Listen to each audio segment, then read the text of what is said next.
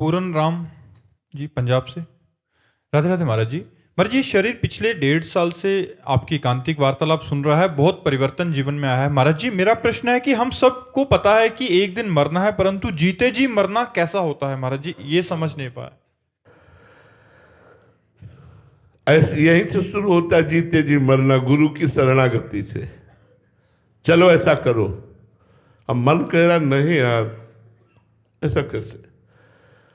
जीवित मर जाए उलट आप में समाए, यह दिलगिरी है। अगर यह स्थिति कोई प्रदान कर सकता है तो गुरुदेव दूसरा कोई त्रिभुवन में है ही नहीं। त्रिभुवन में कोई ऐसा नहीं जो गुरुदेव स्थिति प्रदान करते, वो त्रिभुवन में कोई ऐसा नहीं है। गुरुदेव की आज्ञा में कितना दम है वो हम बाद में जान पाए।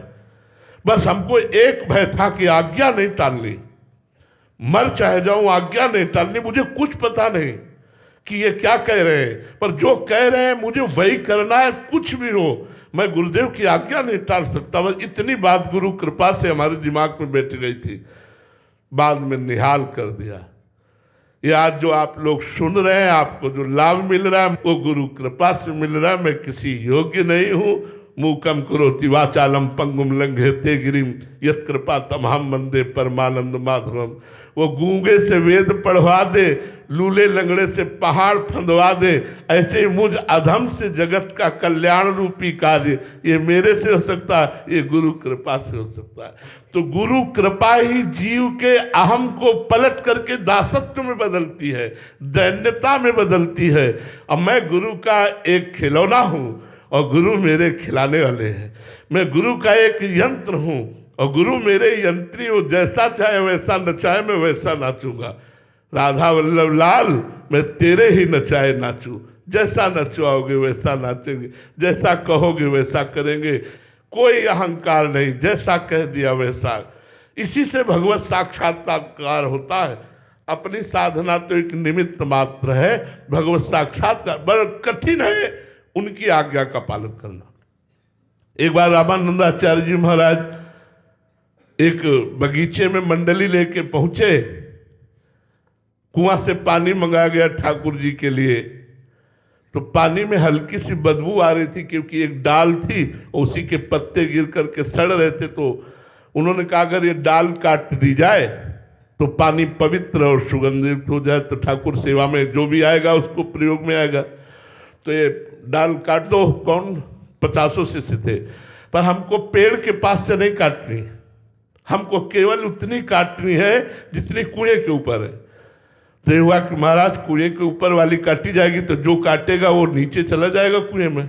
उन्हें मुझे इससे कोई मतलब नहीं है, कोई खड़ा हो। तो एक प्राण समर्पित किए हुए शिष्य थे, वो खड़े हो गए। जो आज्ञा गुरुदेव। कुल्हाड़ ली, चढ़ करके पेड़ के पास से उधर आए कुएं के ऊपर, और उतनी ही काटी जो कुएं के ऊपर। जे ही काटी मैं कुल्हाड़ सहित कुएं में चले गए। अब सबसे सिहाय आय करने लगे। वो आनंद में ऐसे बैठे थे रामानंदाचार्य स्वामी जी महाराज। शिष्यों ने कहा महाराज जी वो तो डूब गए, वो तो मर गए होंगे, आवाज ही नहीं आ रही। वो शांत बैठे रहे। थोड़ी देर में आवाज आई, नमो नमः नमो नमः, जय हो जय हो जय हो। और देखा कि वो तेजोमय स्वरूप से कुआं के बाहर आ गए। तो उनका इतनी देर कैसे लगी? बोले गुरुदेव, जो ही कुआं में गया तो साकेतपुर धाम के राम जी के पार्षद आए और मुझे साकेतपुरी ले गए।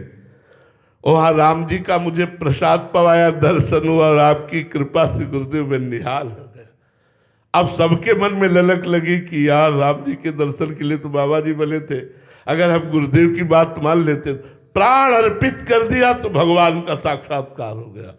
कहीं गुरुदेव की आज्ञा पर दुर्गति हो सकती है, कहीं गुरुदेव की आज्ञा पर आप कुमार्गगामी हो सकते हैं, कहीं गुरुदेव की आज्ञा पर आपका अहित हो सकता है, लग सकता है। लेकिन जितनी कृपा होती है वो गुरुदेव की आज्ञा में होती है। बहुत कठिन है जब गुरुदेव अपमान करे हम सह जाए। एकांत में अपमान करें तो चल जाएगा, जब सभा में अपमान करें गुरुदेव और हम सह जाए, तभी माना जाएगा कि हम शिष्य हैं।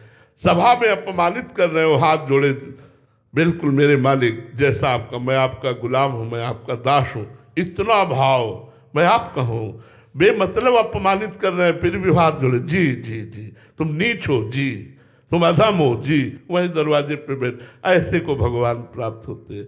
ऐसे को कहा जाता है जीवित मर जाए उलटी आप में समाए, जैसा गुरुदेव चाहे। ये गुरुदेव ही कर सकते, भगवान नहीं। भगवान को करना होता तो बहुत जन्मों से हमारे हृदय में बैठे अब तक कर दिए होते। इसीलिए मोरे मन प्रभु से विश्वासा, राम ते अधिक राम कर दासा। भगवान से भी बढ़ करके गुरुदेव को इसीलिए कहा गया कि जो काम भगवान हृदय में बैठ के नहीं कर सके, वही भगवान गुरुदेव के रूप में जब बाहर आए तो सब बात बन गई। तो गुरुदेव को भगवान से श्रेष्ठ मानकर उनकी आज्ञा का पालन करते हुए जो चलता है, वही बहुत जल्दी श्री जी का कृपा पात्र बन जाता है। लाडली जी उसे दुलार करने लगते हैं।